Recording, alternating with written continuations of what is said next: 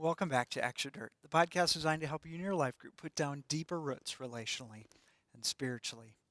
I hope you were challenged this week, that you were convicted in the way that you make Christ Lord in your life. And as we looked at this topic, we sort of focus on the idea of giving and of wealth because that's where Jesus focused. But really, this is an idea that can be extended to every part of your life.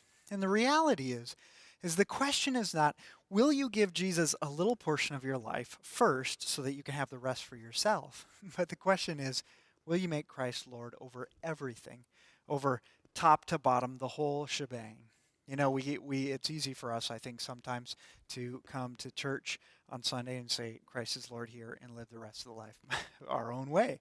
Or to say, you know what, Christ is Lord at Awana on Wednesday nights when I go and I serve. Or Christ is Lord in the way that I raise my kids or the way that I treat my wife, but not the way that I watch the football game, or not the way that I spend my free time, not the movies that I watch or whatnot. And the real challenge here is to say, what does it mean to make Christ Lord over everything?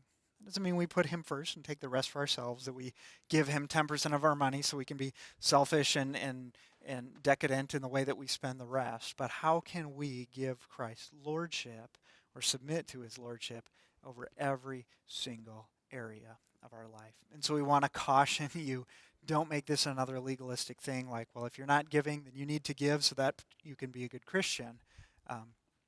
But to be able to encourage each other, like, look, if Christ is not Lord over your finances, he needs to be.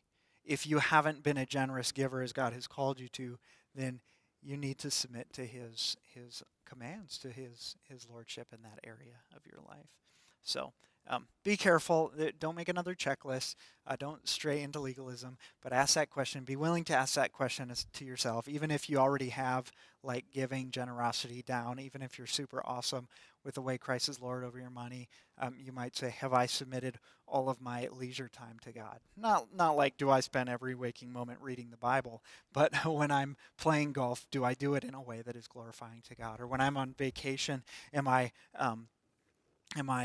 just enjoying it with whatever hedonistic way that I want to, or is it done in a way that is truly giving thanks to God and is honoring to him? Do I invite Christ to be in every bit of my life, or do I just give him portions so that I can keep the rest for myself? When I'm picking a movie, is it the kind of movie where I'm like, yeah, this is going to draw me closer to Christ, or this is going to challenge me to think more deeply about the world around me and him? Or is it like, yeah, this is basically just going to glorify sin, and that's not really going to help me at all? So, um, yeah, take it for what you will. The call is to lordship. The call is not to another action on the checklist.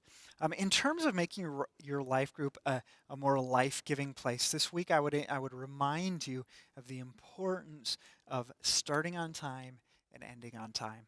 I don't think it's a coincidence. In the last 2 or 3 weeks, I've talked to a few people who have just said, you know what, Andy, I'm a part of this thing, I'm a part of this group or this meeting, and I really like it and I appreciate it, but frankly it goes late so long that some weeks I just don't go because I don't have 3 hours to give to it. I don't, and I don't know when it's going to end, and so it makes me hesitant to go. And you'll find that in your group, if you get to the point where you regularly go overtime, people will expect it to go overtime, and if they don't have that overtime to commit, then they'll stop coming. Even on the days when perhaps you do end on time, if you've made it a habit or done it regularly where you've gone significantly over, people will come to expect that. And so it is incredibly important that you clearly define, here's when we start and here's when we end, and you make every last effort to end on time. Think of a Sunday morning.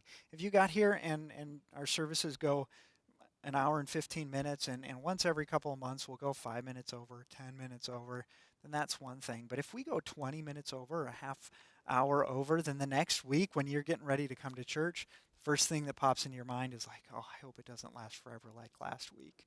And if that happens 2 or 3 weeks in a row, all of a sudden you find it very difficult to get yourself to go to a place because you just don't know what to expect. And so make your group purposeful end it on time. Make sure nobody has to feel like when they leave at the predetermined finish time, make sure they don't feel like they're skipping out in the middle of something, or they're leaving early, because you've already completed the task that you set out to do.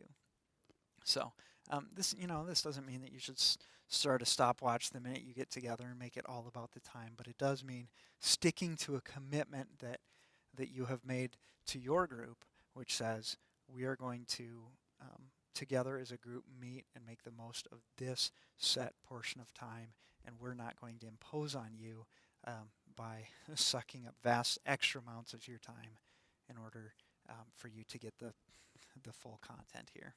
Is it?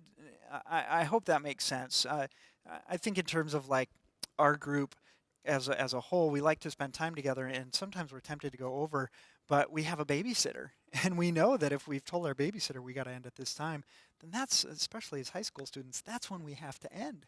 They got school the next day, and so for the sake of the babysitter, sometimes we end before we want to, simply because we know that's a commitment we've made, and frankly we want the babysitter to feel okay about coming back the next week to help us, because they can't say, you know what, they say I'll be there till 8:30, but I didn't get home until 10 o'clock last time, and I can't do that.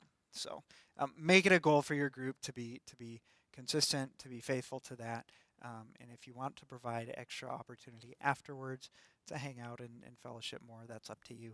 But don't make the actual group meeting go any past the time that you've set ahead of time. So may God bless you richly in your group. I hope you are challenged and convicted and encouraged and given a taste of hope for the rewards, the many rewards that God gives to those who will obey him and who will pursue him before everything. And may he bless you then as you go out this week and do that.